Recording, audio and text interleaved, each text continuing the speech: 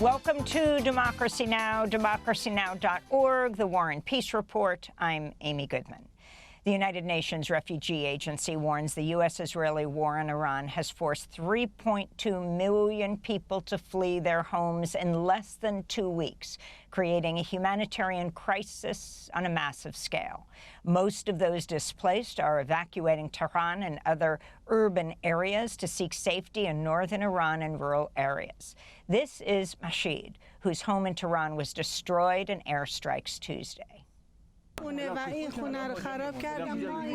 They destroyed that house and this one and ours here. Now we're staying with relatives. Where are we supposed to go? We have nowhere. I had just replaced all my belongings, and it's all ruined. Now we are collecting the scraps left behind on the floors because we were all siblings. Earlier today, huge explosions rocked central Tehran, not far from where a massive Al-Quds Day demonstration in support of Palestinians was underway. Iranian media reports a woman attending the rally was killed by shrapnel from the U.S.-Israeli coalition airstrike. On Thursday, Iran's new supreme leader, Mojtaba Khamenei, said in a written statement he'd ordered the military to continue blocking shipments through the Strait of Hormuz and called on other Middle East nations to close U.S. military bases used to attack Iran. They were Mojtaba Khamenei's first public comments since he was chosen to replace his father, Ali Khamenei, who was assassinated February 28th, along with other members of the family, including Mojtaba's son, brother-in-law, and sister. Meanwhile, Israeli Prime Minister Benjamin Netanyahu held his first press briefing since attacking Iran, where he vowed to continue the bombardment of Iran and Lebanon and threatened to kill Iran's new supreme leader. Even now, it can be said with certainty, this is no longer the same Iran, this is no longer the same Middle East, and this is also not the same Israel. We are not waiting, we are initiating, we are attacking, and we are doing so with a force the like of which has not been seen before.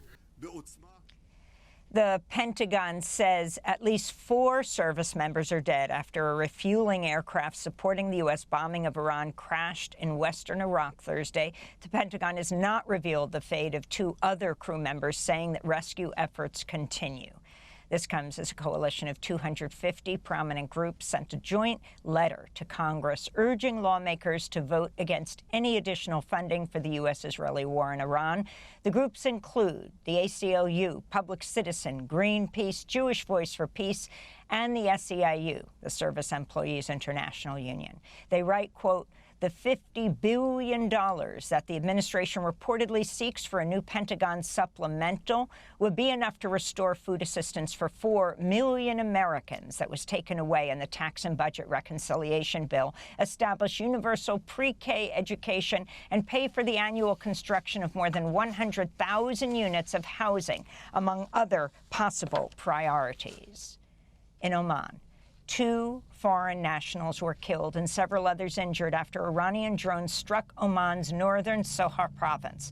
Of 14 civilians killed so far in Gulf nations, all but 1 were immigrants, predominantly South Asian nationals who work low-wage jobs. One Pakistani worker told Middle East Eye that despite the risks, quote, if I don't work, I go hungry, oh, quote. Meanwhile, Saudi Arabia says it shot down 56 Iranian drones since early Friday, including one targeting the high-security diplomatic area of Riyadh.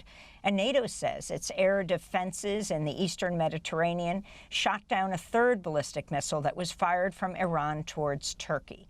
Iran's attacks continue to roil energy markets, with the price of oil surging to nearly $100 a barrel, even after the International Energy Agency announced a record release of oil from strategic reserves. On Thursday, President Trump suggested skyrocketing fuel costs are a good thing.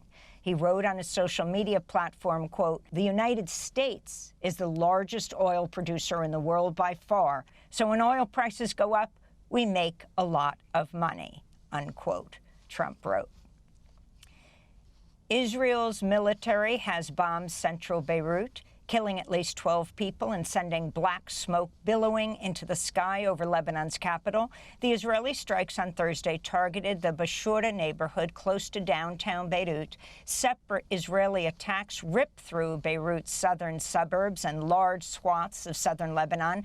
Earlier today, an Israeli strike targeted a bridge over the Litani River, a major crossing point between northern and southern Lebanon. Among the latest dead are 9 people, including 5 children killed by Israeli bombs in the town of Arki. Israel's military said it was responding to rockets and drones fired at Israel from Hezbollah. On Thursday, Israeli officials said they're expanding a forced evacuation order for southern Lebanon, almost doubling the size of the zone. More than 800,000 people have been displaced by Israeli attacks across Lebanon, with 687 people killed in less than 2 weeks, including 98 children. After headlines, we'll go to Beirut for the latest. Israel's militaries dropped all charges against 5 soldiers accused of assaulting and gang-raping a Palestinian man detained at the Sde Teman prison in 2024. The prison has become notorious for the gruesome torture of Palestinians. The man was hospitalized with broken ribs, a punctured lung, and rectal damage and other injuries. The former top lawyer for the Israeli military was arrested last year for her alleged role in the leak of surveillance video that showed the Israeli soldiers raping the Palestinian prisoner who was returned to Gaza after his release from the Israeli prison. At the time, far-right Israeli Finance Minister Bezalel Smotrich said the soldiers should be treated like heroes, not villains. Meanwhile, Spain has permanently removed its ambassador to Israel as the Spanish government intensifies its opposition to the U.S.-Israeli war in Iran. Spanish Prime Minister Pedro Sanchez said last week Spain would refuse to allow the U.S. to use naval and air bases in southern Spain to strike Iran. In related news, Iceland and the Netherlands have joined South Africa's genocide case against Israel at the International Court of Justice. The case was first brought in December 2023. In Greece, thousands of demonstrators marched through central Athens Thursday towards the U.S. Embassy to protest the war in Iran and to demand the closure of NATO bases in Greece. We consider the stance of the Greek government to be despicable because it not only puts us in danger by hosting American bases all over the country, but also has very strong ties with the state of Israel that is conducting a genocide with the United States. For us, the government should have already issued a public statement that would clarify that they are not getting involved in this war. On the contrary, we see them making moves, either with the frigates in the Red Sea or the F-16s in Cyprus. That shows our country wants to be part of the war. The Trump administration has granted a 30-day waiver for countries to buy U.S.-sanctioned Russian oil currently stranded at sea. Treasury Secretary Scott Bessent said the move was needed to stabilize energy markets that have been roiled by the U.S.-Israeli assault on Iran. The waiver came as Ukrainian drones on Thursday struck a pipeline terminal in Russia's Krasnodar region, setting fuel tanks on fire at one of the largest oil facilities in southern Russia. Meanwhile, officials in Kyiv say fighting in the Middle East is rapidly consuming expensive U.S. air defense munitions that Ukraine desperately needs to fend off Russian missiles and drones. In Geneva, investigators presented evidence to the UN's Human Rights Council Thursday on Russia's deportation and transfer of Ukrainian children since Moscow's full-scale invasion of Ukraine in 2022. Some 20,000 children have been abducted and sent to Russia and Belarus, where they're sometimes subjected to military training and even forced to fight against Ukraine. This is Eric Mersa, the chair of the UN's Commission of Inquiry on Ukraine. Families remained unaware of the fate of the children for prolonged periods of time. This has led to lengthy separation, distress, and suffering. These acts have been widespread and systematic, committed as a matter of policy, and amount to enforced disappearance as a crime against humanity. In Michigan, an attacker armed with a rifle rammed his pickup truck into the Temple Israel Synagogue near Detroit on Thursday. exchanging fire with security guards who shot him dead. One guard was knocked unconscious by the assault. No one else was injured. At the time, 140 students were in the synagogue's early childhood learning center.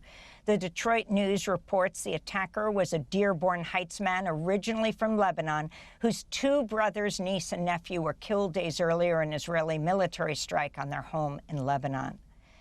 In Virginia, the FBI says it's investigating Thursday's shooting at Old Dominion University as an act of terrorism.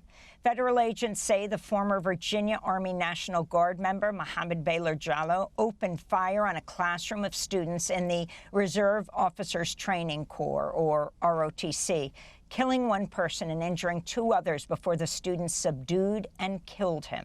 Jallow pleaded guilty in 2016 to attempting to provide material support to the Islamic State group and served 7 years in prison. He was on supervised release at the time of Thursday's shooting. And today marks the first anniversary since Palestinian activist Lika Cordia was arrested and detained by ICE. Cordia, who was born in East Jerusalem, was arrested during the 2024 Gaza Solidarity protests at Columbia University in New York. Those charges were dropped, but Cordia was later detained at a routine immigration check-in in New Jersey. Rights groups and supporters have continued demanding Lika's release, including Mahmoud Khalil, who wrote an op-ed for The Guardian titled, "To my Palestinian sister in ICE detention, I will carry you until you are free," unquote. This week also marks 1 year since Mahmoud Khalil was arrested by federal agents at his residence. He was released from an ICE jail last June. To mark the anniversary, New York City Mayor Zohran Mamdani hosted Mahmoud Khalil, his wife Dr. Noor Abdullah, and their baby Dean at Gracie Mansion for iftar, the meal at sunset to break the daily fast during the holy month of Ramadan. Last year, Khalil was returning home after sharing an iftar with his wife Noor when he was taken by federal agents, then flown to Louisiana, where he was jailed for over 100 days. And in Colorado, nearly 4,000 meatpacking workers are set to begin a strike on Monday to protest unfair and dangerous labor conditions at JBS USA, the world's largest meat producer. This would mark the first major labor strike in the meatpacking industry in decades. Unionized workers at the slaughterhouse and beef processing plant in the city of Greeley approved the strike after their employer refused to agree to a fair contract following months of negotiations. The meatpacking workers, many of whom are immigrants, have described low wages, being forced to pay for personal protective gear out of pocket, and say they face discrimination over their immigration status. There's currently an ongoing lawsuit against JBS alleging discrimination against Haitian workers. Last year, JBS agreed to pay a $4 million settlement over child labor violations, but without admitting wrongdoing. And those are some of the headlines. This is Democracy Now!, democracynow.org, the War and Peace Report. I'm Amy Goodman in New York. In Chicago, we're joined by Democracy Now!'s Juan Gonzalez. Hi, Juan. Hi, Amy, and welcome to all of our listeners and viewers across the country and around the world. Thanks for watching Democracy Now! On YouTube. Subscribe to the channel and turn on notifications to make sure you never miss a video. And for more of our audience-supported journalism, go to democracynow.org, where you can download our news app, sign up for our newsletter, subscribe to the daily podcast, and so much more.